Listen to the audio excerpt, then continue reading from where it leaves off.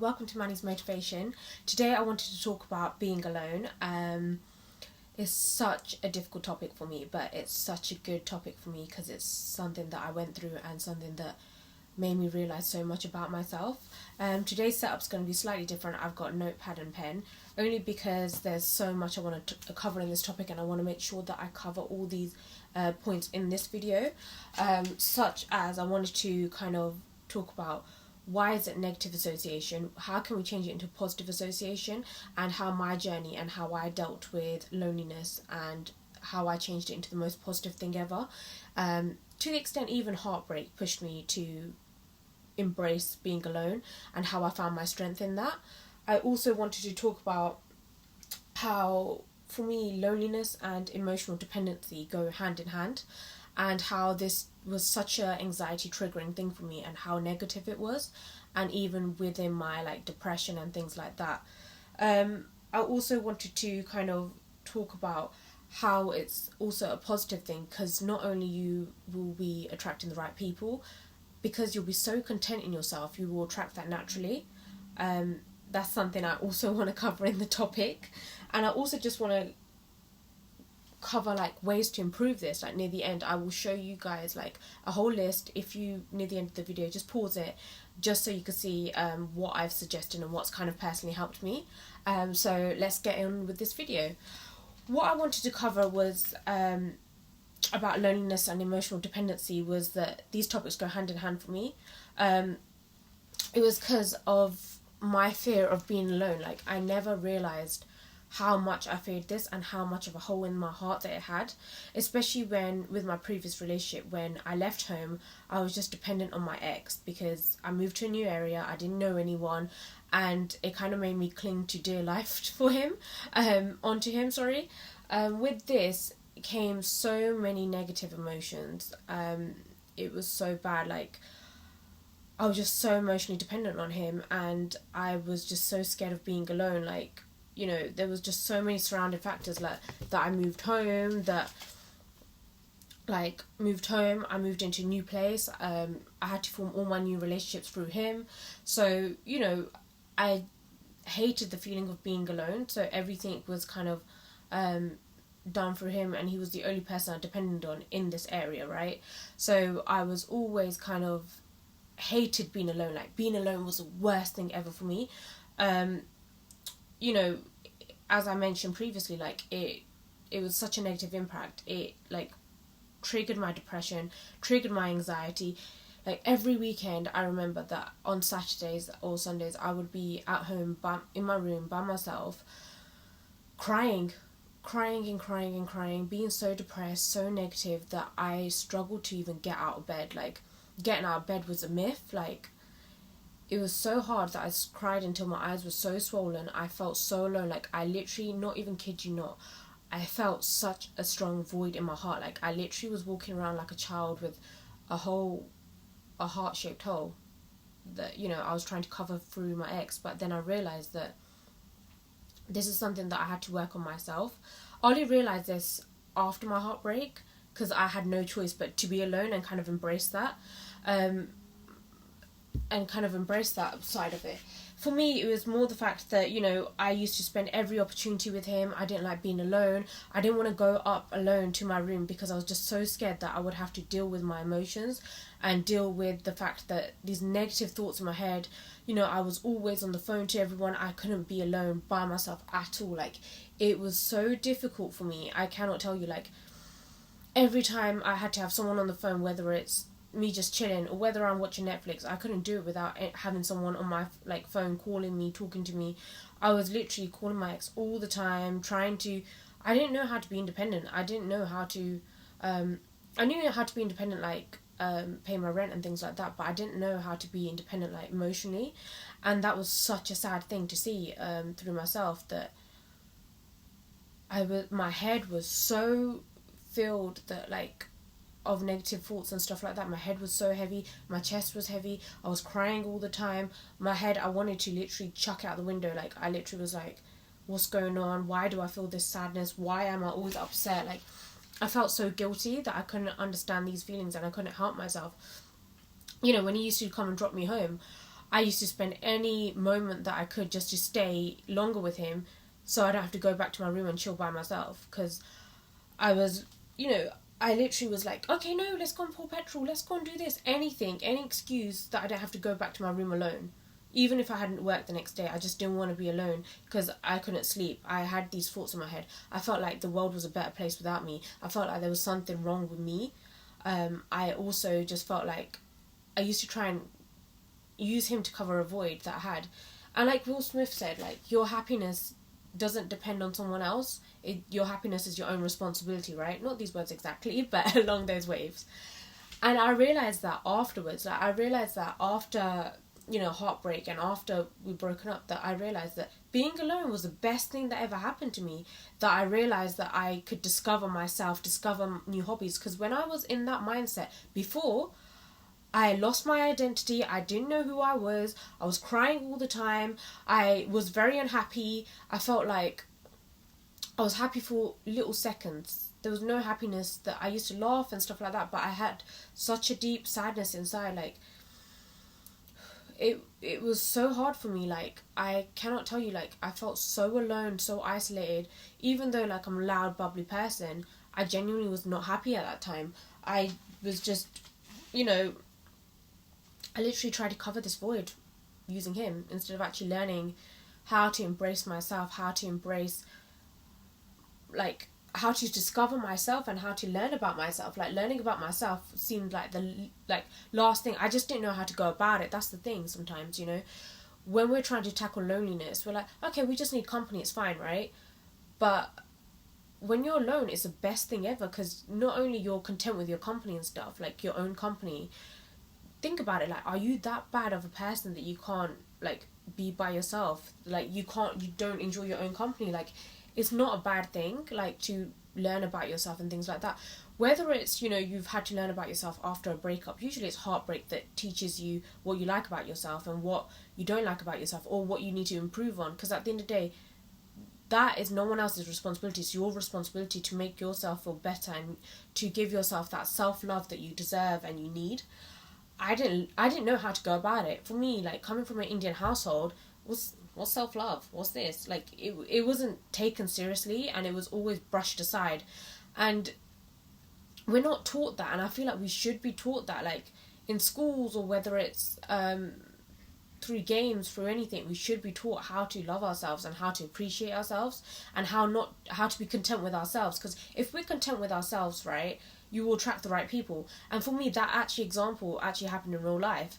As soon as I was happier with myself and I was happy with my own company, I started making more friends. My friends were around me, and I was just so much happier. Like, I'm so much happier. Like, I ended up learning how to do yoga. I ended up listening to podcasts. I ended up, working out more. I ended up reading more, educating myself more, listening to upbeat music and things like that. So as soon as you start practicing these things slowly, like, I will go into that more in detail, but as soon as you start practicing these things, you know that you won't have to depend on someone else. Think about it, right? When you're driving a car, imagine this, you're driving a car, right? Someone else, like your passenger, leans over and they're driving your car to your destination, on your journey, right? Because there's never a destination, because you're always improving yourself, right? They turn and they drive for you from the passenger seat. How scary is that you're actually letting someone else control your feelings, control how you feel, just so you don't feel alone? Like, you're in charge of your emotions, and you need to actually have a sit down with yourself and go through these emotions and process these emotions, accept these emotions, work out why you're feeling these emotions, right? For me, it was very difficult. Like, once having this hole in my heart was such a big thing. I didn't realise, like, how bad it was, how bad this anxiety was, and how I was ridden with it. Like, it affected every aspect of my life, physically, mentally. I just wasn't happy. I didn't want to do anything. I didn't want to learn anything. I used to just binge watch Netflix all the time. That's not a bad thing, you can have your Netflix days, Netflix and chill days, but, like, this was on an unhealthy level. Like, I didn't get up to eat, didn't even get up to, like, get changed, get dressed, nothing. I stayed in bed the whole day crying how alone I felt. I felt like the world was a better place without me, how I felt like that I would never find my own happiness. But then when I was forced to be alone, I discovered so much about myself. I started appreciating myself, and I didn't feel this void of loneliness anymore. I didn't feel like, oh my god, like, at the end of the day, you can. The way I feel like, right, what it is that you can go around like filling these voids up with people, but you're never truly going to be happy, because you'll need that person every time, and you're looking for that happiness, and you're looking for that void filler, let's say, through other people. And that's such a negative thing, because you're not working on yourself. You're just cementing it, and not actually working through these emotions. Because once you're happier with yourself, right, you'll have a different type of glow, you'll be more happier, you'll attract the right people in life, and you'll attract the right friends. And also, when you're alone, right, you end up attracting negative people. You'll use these people just to not feel alone, and you're like, yes, I'm surrounded by the people, but when you're alone, you never think about, am I surrounded by the right people? I will go into that in the next video, about how you surround yourself with the positive people, and not just positive people, people that are your cheerleaders. I will explain that in the next video, and I'll look forward to just talking about that, because I'm so blessed in that aspect. Another thing that I just was so scared about was, as I said, like, I was always on the phone to my friends, always trying to work out how or why, I could fill this void, and what I could do to do this. But I never actually worked on myself until after that I had this massive kind of wake up call, and I was like, wait, what am I doing? Like, right now, like, I've had to deal with everything alone now. Like, actually alone. Before, it was just kind of, being alone is not a negative thing. Like, I can vouch for that, and I could tell you, and I could promise you that is not a negative thing. Like, you will attract the right people, and the right people will come in your life. And it's not because of, like, it won't be because, okay, you're filling a void. It will be because you genuinely attracted them, right? For me, it was kind of like loneliness, like, in the sense of, how can I explain it? Like, it's really bad, like, having someone that you depend on emotionally, like, making someone in charge of your emotions, or trying to fill those voids and those emotions through other people. It's not a nice place to be in. It genuinely isn't. But you can turn this around, and you can change this. Like, I'm a real life example of this for myself. Like, for me, I ended up listening to podcasts and things like that, like, such as, the way I kind of worked through it. Like, as I keep mentioning, like, Heartbreak for me showed me and turned me around to appreciate myself, and actually be like, okay, because everything was stripped away from me, like, family stripped away from me, relationships stripped away from me, and it's just me by myself, right? Just me. And I'm like, okay, well, I can do this, but how did I go about doing this? Because before, I was like, yeah, I'll work on myself, yeah, I'll do it, but I didn't actually truly work on myself, and I didn't do the research, didn't do anything, until I was pushed in that direction, and I had to do it. And when I had to do it, it was hard. It was really hard. I had my days where I was just sitting there crying, but then I was like, you know what? Let's do this. I'm more of a physical person, in the sense of, like, for me, working through loneliness, I have to do a physical activity, whether it's exercise, like HIIT workouts, or whether it's yoga. There's anxiety yoga. There's yoga for loneliness as well, which I didn't expect that to be a thing, but it's a thing. There's so many, like, songs, empowering songs that you can listen to as well. The podcast I listen to is, like, Ambitious Overachiever. That is really good. Like, it tells you about how to focus on yourself, and how to give that, like, you think about it, right? Whether you're in a relationship, or whether you're single by yourself, or whether you're living with family or not, start by giving yourself 10-15 minutes to do something. Whether it's picking up a book and reading it, whether it's a podcast, whether it's watching a YouTube video, or a TED talk, or whether it's listening to an upbeat song, right? Or watching, like, a really good movie. For me, like, Self-Made was a really good movie that made me realise that, you know what, I can achieve this, I could kick ass, I can do this. So there are so many ways. Like, I will show you, like, at the end of the video, I will slow it down for you guys, so you can see, like, links and pages. Like, follow Instagram pages about how to work on yourself and focus on yourself. Like, anxiety and mental health is such a big thing, right, that you could get resources from anywhere. It's not nothing that is never talked about, right? Also, like, what I wanted to cover was about, like, you know what, the first step is always hard, right? You never try, you never know.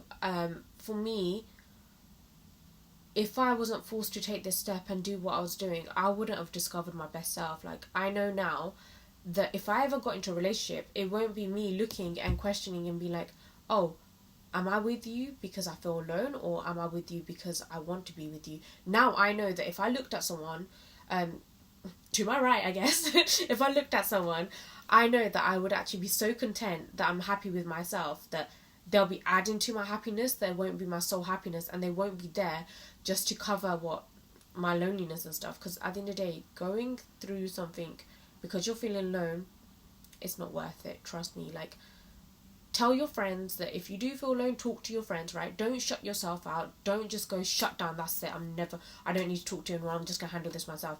Talk to your friends about this, and they'll give you advice, and they'll tell you how to accept yourself and how to love yourself and how to appreciate yourself when you're being alone, right? Like, for me, I realized it had to take one person to leave my life for me to realize that being alone is not a bad thing. And now I'm so content in being alone by myself. I don't feel that void anymore. I promise you that much. I don't feel that void anymore. I live by myself. I do everything by myself, right?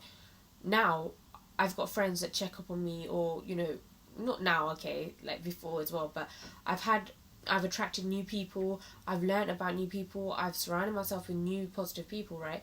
But I'm content with myself. Like, I know that I could sit there in peace doing anxiety yoga, or doing, like, reading a book, or, you know, doing things that I never used to do, like even anxiety colouring in or things like that, right? Or going for a walk or things like that, that I felt like I had to have someone on the phone for me to even do that. But I really want you guys to write down why you're feeling alone, or tackle, like, what makes you feel like this, right? For me, it was kind of, I felt that void because coming from a big family, I always felt alone. I felt like I was the black sheep that didn't fit in. And then I had to leave from my family home. Then I got into a relationship and things like that, right?